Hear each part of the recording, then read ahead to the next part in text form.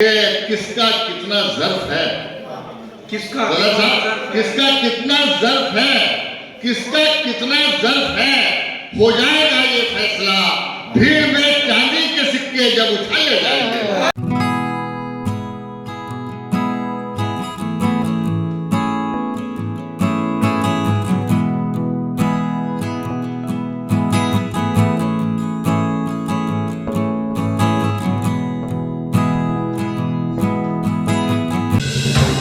आप देख रहे हैं आजाद मीडिया। आइए हजरात, मोहब्बत के उस शायर को जिसने दुनिया के जहां जहां उर्दू और हिंदी के मुशायरे और कवि सम्मेलन होते हैं अपनी शिरकत की है। मैं उस नाम को आवाज देने से पहले बताना चाहूंगा कि वो शायर, वो कवि जो हिंदी और उर्दू पर बराबर की महारत रखता है, हिंदुस्तान ही नहीं हिंदुस्तान के बाहर भी बड़े बड़े कवि सम्मेलन और मुशायरों की निजामत और संचालन किया है। आज अगर मैंने किया है तो उनका हुक्म था, इरशाद भाई आप कीजिएगा और आपके संचालन को मैं देखना चाहता हूं कि मैं कितने नंबर आपको दूंगा। मैं बहुत एहतराम के साथ, और वो बैंक की नौकरी में होते हुए उन्होंने हिंदी और उर्दू को बढ़ावा दिया। कई मजमूए कलाम शायरी के उनके आए, बड़े बड़े शायरों के साथ, बड़े बड़े कवियों के साथ मंच साझा किया, बहुत बड़े बड़े कवि सम्मेलनों के मंच का संचालन किया। मैं उस नाम को बड़े एहतराम के साथ रियाज सागर के नाम से पुकारता हूं और इन चार मिसरों के साथ मेरठ की सरजमी कृष्ण कुमार बेदी यानी के बिदिल के साथ इन चार पंक्तियों के साथ उनको आवाज लगाता हूं कि सभी फूलों में कलियां बोलती हैं, सभी फूलों में कलियां बोलती हैं, समुद्र में भी नदियां बोलती हैं, मैं लम्हा हूं मुझे महसूस करना, मेरे शेरों में सदियां बोलती हैं। एक जोरदार तालियों के साथ रियाज सागर साहब को आप आवाज दें। बहुत शुक्रिया दोस्तों, ताली आपने बहुत घनघोर बजाई। मेरे ख्याल में दो चार ही ताली बजी, दो चार ताली और बजा दो तो मैं सोच रहा हूँ कि आप आपको थक गए हैं। मैं सबसे पहले आपको मुबारकबाद पेश करता हूँ मेरठ बार एसोसिएशन के अध्यक्ष महोदय और सेक्रेटरी साहब को, और खास तौर से इरशाद बेताब साहब को कि उन्होंने आज की एक खूबसूरत महफिल उस अजीम शख्सियत की बावकार यादों के नाम समर्पित की है जिसने अपने पूरा जीवन मानवता और राष्ट्र के लिए समर्पित कर दिया था, और उन्हीं के सिद्धांतों पर चलकर ये गंगा जमुनी तहजीब और सामाजिक समरसता की महफिल आज आरास्ता की गई है। हालांकि 2 घंटे में आधा हॉल खाली हो गया। हम आज के प्रोग्राम में भारत रत्न स्वर्गीय चौधरी चरण सिंह जी को भावभीनी श्रद्धांजलि अर्पित करते हैं। उनके सिद्धांतों के आधार पर यह महफिल तरतीब पाई है, क्योंकि वो अपने दिल में एक ख्वाहिश रखते थे कि इस मुल्क में खुशगवार माहौल हो, जो मोहब्बत, एकता, आपसी भाईचारे और सांप्रदायिक सौहार्द के खुशनुमा फूलों से महकता है। वो मरहूम होते हुए भी हमारे दिलों में हमेशा जिंदा रहेंगे, उनके सिद्धांत जिंदा रहेंगे। और मुझे एक शेर याद आ रहा है कि मौत से बचने की एक तरकीब है, मौत से बचने की एक तरकीब है, दूसरों के जहन में जिंदा रहो। तो चौधरी साहब हमारे जहनों में आज भी जिंदा है, उनके सिद्धांतों पर हमारी नस्लें भी अमल करेंगी। ये मुशायरा गंगा जमुनी तहजीब के फूलों से आरास्ता है, और आज इस गंगा जमुनी तहजीब को हमारे खुदगर्ज सियासतदानों ने कितना दागदार बना दिया है कि हम मुल्क के हालात देखकर ये सोचने पर मजबूर हैं कि किसने छिड़क दिया है ये तासुब गली गली, किसने छिड़क दिया है ये तासुब गली गली, तस्वीर मैली हो गई हिंदुस्तान। 4 मिसरे इस बंद के हवाले से अध्यक्ष जी पढ़ता हूं कि जलाकर प्रेम के दीपक वतन के गोशे गोशे में, इसी मकसद के लिए हम यहाँ बैठे हैं कि नफरत के अंधेरों में मोहब्बतों के चिराग रोशन करें, कि जलाकर प्रेम के दीपक वतन के गोशे गोशे में तासुब और नफरत के अंधेरों को मिटाना है। जलाकर प्रेम के दीपक वतन के गोशे गोशे में तासुब और नफरत के अंधेरों को मिटाना है, और यही पैगाम है इस बल्ब का। अहले वतन सुन लो, हमें मिलजुल के भारत का मुकद्दर जगमगाना है, हमें मिलजुल के भारत का मुकद्दर जगमगाना है। जो वतन से प्यार करते हैं, भारत का मुकद्दर जगमगाना चाहते हैं, जोरदार तालियों से इस मिसरे की आप पजीराई करें। वैसे आप लोग ताली बजाए ना बजाए, मैं देख रहा हूँ कि ताली बजाते बजाते आप थक गए हैं। आप दाद देंगे तो मुझे बहुत अच्छा लगेगा। 4 मिसरे इसी मोहब्बत के साथ सुन लीजिए। इसे आप मेरा तारुफ भी समझ सकते हैं कि मोहब्बत, तूफान था, मोहब्बत और वफाओं की कहानी छोड़ आते हैं। मोहब्बत और वफाओं की कहानी छोड़ आते हैं। जहां जाते हैं हम कोई निशानी छोड़ आते हैं। मोहब्बत और वफाओं की कहानी छोड़ आते हैं। जहां जाते हैं हम कोई निशानी छोड़ आते हैं। और हमें कुदरत ने बख्शी है कुछ ऐसी शान खुददारी, जरा सी बात पर हम राजधानी छोड़ आते हैं। मोहब्बत और वफाओं की कहानी छोड़ आते हैं। जहां जाते हैं हम कोई निशानी छोड़ आते हैं। और हमें कुदरत ने बख्शी है कुछ ऐसी शान खुददारी, जरा सी बात पर हम राजधानी छोड़ आते हैं।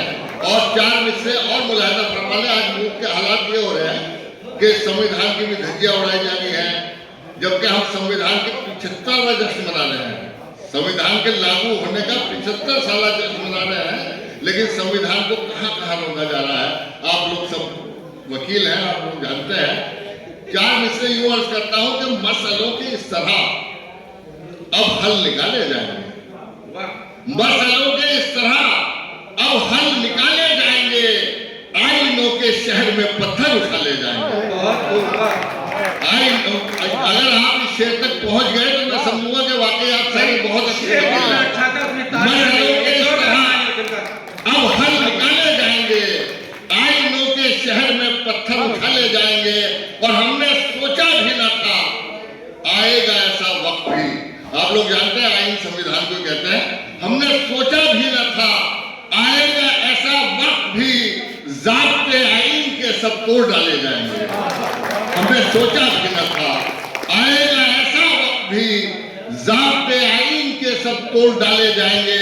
और मैंने देखा है पड़ोसी भूख से मरते हुए। शेर बड़ा नाजुक सा शेर है, सामाजिक शेर है तूफान साहब, सदर मोहतरम, कि मैंने देखा है पड़ोसी भूख से मरते हुए, मेरे मुंह में किस तरह ये तड़ने वाले जाएंगे।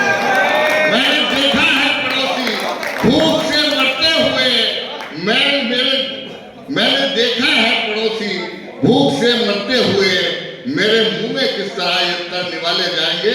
और ये शेर मेरा पूरी दुनिया में मशहूर है। खास तौर से मुलाज़ा फरमाइए इसको। आज का सियासी मंजरनामा आपके सामने है कि किसका कितना ज़र्फ है, किसका कितना ज़र्फ है, किसका कितना ज़र्फ है। हो जाएगा ये फैसला भीड़ में चांदी के सिक्के जब उछाले जाएंगे। किसका कितना ज़र्फ है, हो जाएगा ये फैसला भीड़ में चांदी के सिक्के जब उछाले जाएंगे। और चांदी के सिक्कों की चमक जब बढ़ती है तो फिर हमने ये भी देखा है कि बिक रहे हैं कोड़ियों के दाम वो बाजार में, बिक रहे हैं कोड़ियों के भाव वो बाजार में। हम जिन्हें नेता समझते थे खिलौने हो गए। बिक रहे हैं कोड़ियों के भाव वो बाजार में। हम जिन्हें नेता समझते थे खिलौने हो गए। और जिनके दामन पर हजारों दाग घोटालों के थे, एक ही पंक्ति में सारे साफ सुथरे हो गए। जिनके दामन पर हजारों दाग घोटालों के थे, एक ही पलटी में सारे साफ सुथरे हो गए।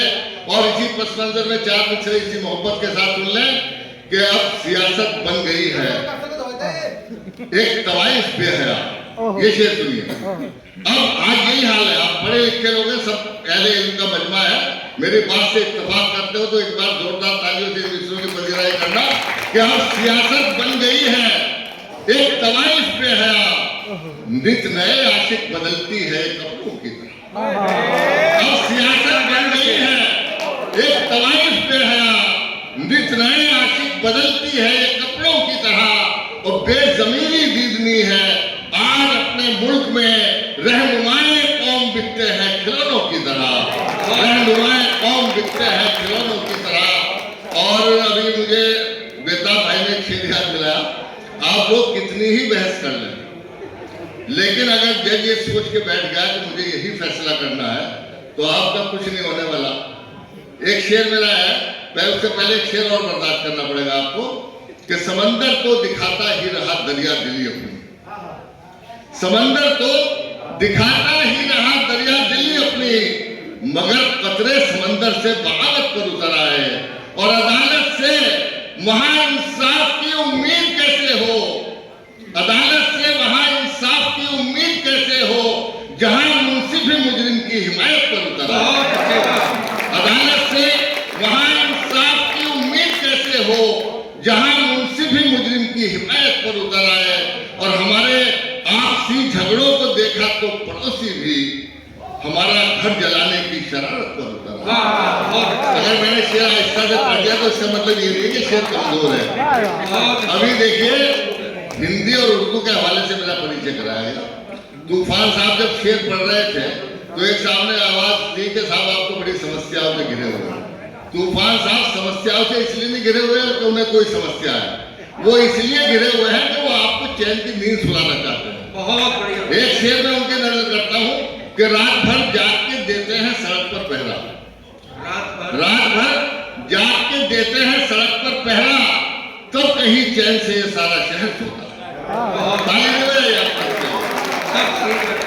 अच्छा, मैं एक कविता आपको सुनाना चाहता हूँ, अगर आप 5 मिनट की कविता है, लेकिन आज के प्रोग्राम के मकसद को जबान देगी। कविता तूफान साहब आप उर्दू से मोहब्बत करते हैं, उर्दू में शायरी करते हैं, पूरी दुनिया में आपको लोग जानते हैं, लेकिन हम उर्दू वाले हिंदी से बेपनाह प्यार हैं। ये मेरी कविता ऐसी है कि इसमें हिंदी और उर्दू दोनों सगी बहनें आपस में साथ में हाथ डालकर साथ चलेंगी और ये उन लोगों के मुंह पर तमाचा है जो हिंदी और उर्दू के नाम पर दिलों में तफरीक पैदा करते हैं, समाज में नफरतें पैदा करते हैं। वो हिंदुस्तान जिसे हमारे बुजुर्गों ने अपने लहू से सींचा था, सामाजिक समरसता यहाँ पर पैदा की थी, आज उस हिंदुस्तान का क्या हाल हो गया और उसका हल क्या है। 5 मिनट में ये आप सुनिए। एक बार पहले बंद पे जोरदार ताली बजाना, अभी आप सुन लीजिए कि ये सूफियों का मस्कन, संतों की जन्मभूमि, हिंदी और उर्दू हर मिसरे में हाथ में हाथ डाल के चलेंगी।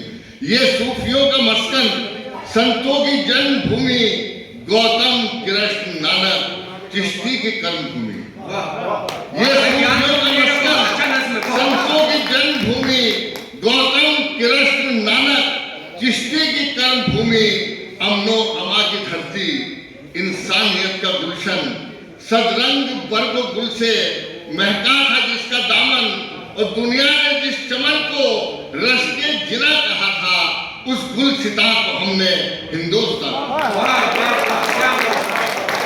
दुनिया ने जिस चमन को रस के जिना कहा था, उस गुल सिता को हमने हिंदुस्तान कहा था।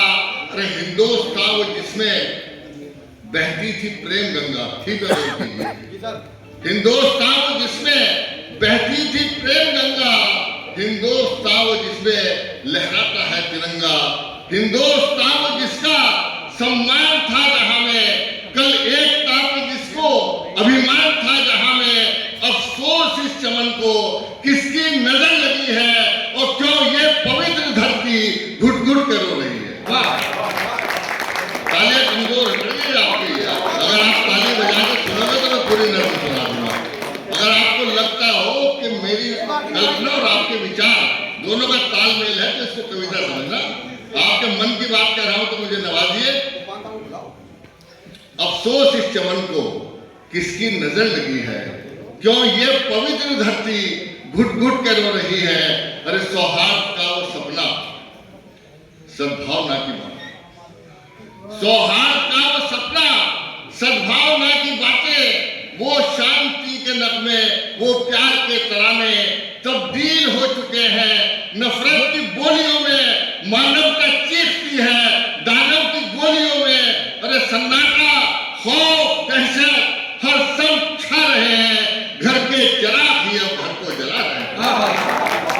सन्नाटा, खौफ, दहशत हर सब छा रहे हैं, घर के चिराग ही अब घर को जला रहे हैं। और नानक के इस चमन में नफरत की आंखें हैं।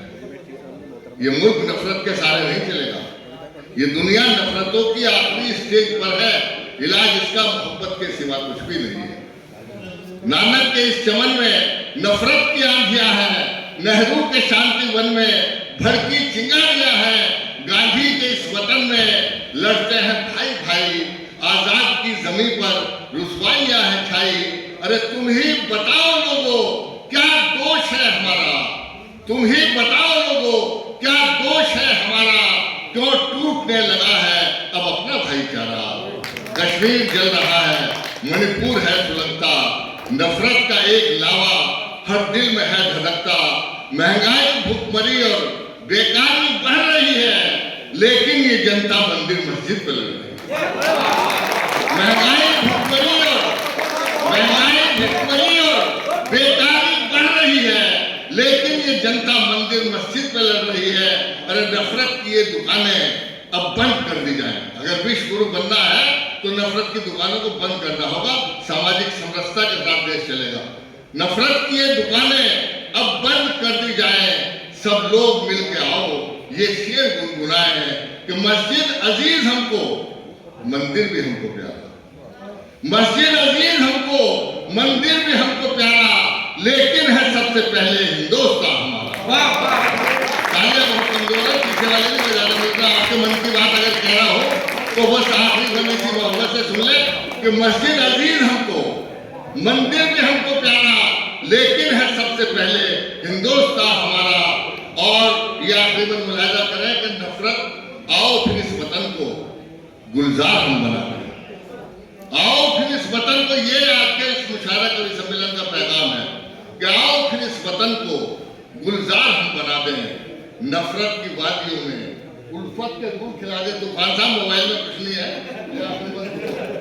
आओ फिर इस वतन को गुलजार हम बना दें। नफरत की वादियों में उल्फत के गुल खिला दें। आओ फिर एकता के दीपक यहाँ जलाएं, झगड़ों को खत्म करके सबको गले लगाएं और मिलजुल के आओ यारो एक जश्न यूं बनाएं। मस्जिद को तुम सजाओ, मंदिर को हम सजाएं, मस्जिद को तुम सजाओ, मंदिर को हम सजाएं, मस्जिद को तुम सजाओ, मंदिर को हम सजाएं।